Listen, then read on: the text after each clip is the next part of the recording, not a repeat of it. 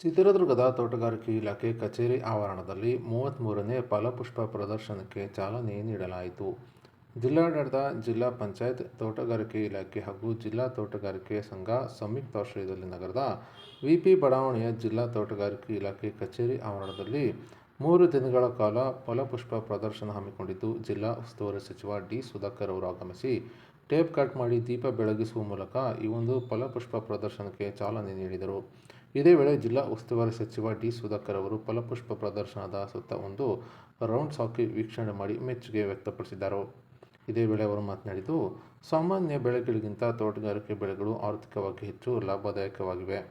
ಕೋಲಾರ ಮತ್ತು ಚಿಕ್ಕಬಳ್ಳಾಪುರ ಜಿಲ್ಲೆಗಳ ಮಾದರಿಯಲ್ಲಿ ಚಿತ್ರದುರ್ಗ ಜಿಲ್ಲೆಯಲ್ಲೂ ತೋಟಗಾರಿಕೆ ಬೆಳೆಗಳು ವಿಸ್ತರಣೆ ಹೆಚ್ಚಿಸುವಂತೆ ಯೋಜನೆ ಮತ್ತು ಸಾಂಖ್ಯಿಕ ಹಾಗೂ ಜಿಲ್ಲಾ ಉಸ್ತುವಾರಿ ಸಚಿವ ಡಿ. ಸುಧಾಕರ್ ಕರೆ ನೀಡಿದರು. ಇನ್ನು ಚಿತ್ರದುರ್ಗದಲ್ಲಿ ನಡೆಯುತ್ತಿರುವ ಈ ಒಂದು ಫಲಪುಷ್ಪ ಪ್ರದರ್ಶನಕ್ಕೆ ಜಿಲ್ಲೆಯ ವಿವಿಧ ಭಾಗಗಳಿಂದ ಜನರು ಹೆಚ್ಚಿನ ಸಂಖ್ಯೆಯಲ್ಲಿ ಆಗಮಿಸಿ ಭಾಗವಹಿಸಿದ್ದಾರೆ.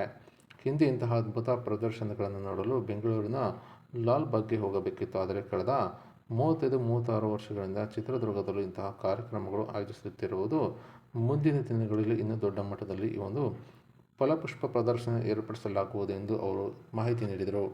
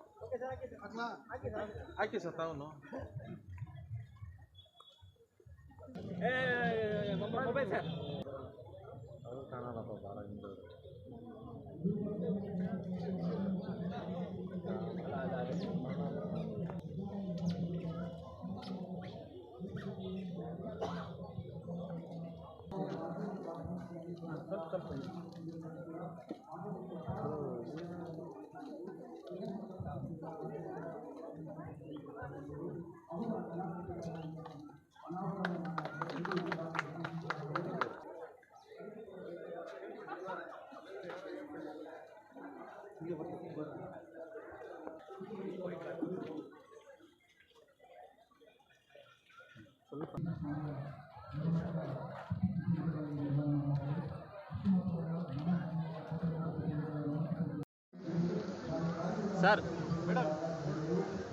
ಸರ್ ಇಲ್ಲ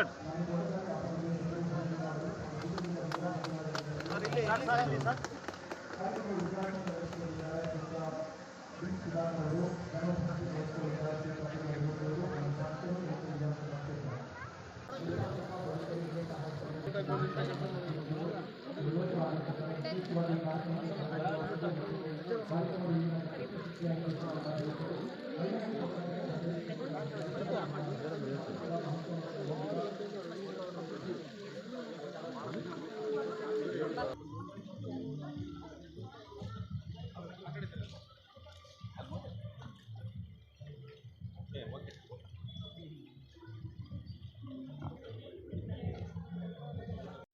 ನಿರ್ದೇಶಕರು, ಸಹಾಯಕ ನಿರ್ದೇಶಕರು, ಹಿರಿಯ ಸಹಾಯಕ ಅಧಿಕಾರಿಗಳು ಜೊತೆಯಾಗಿದ್ದಾರೆ.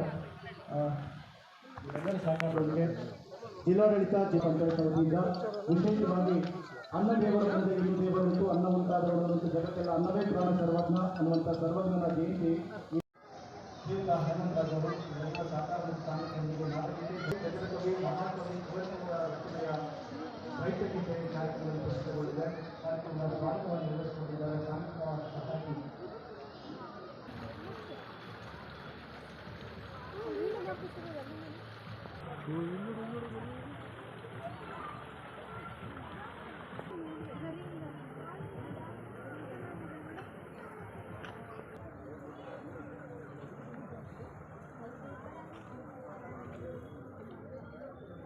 ಕಾರ್ಯಕ್ರಮದಲ್ಲಿ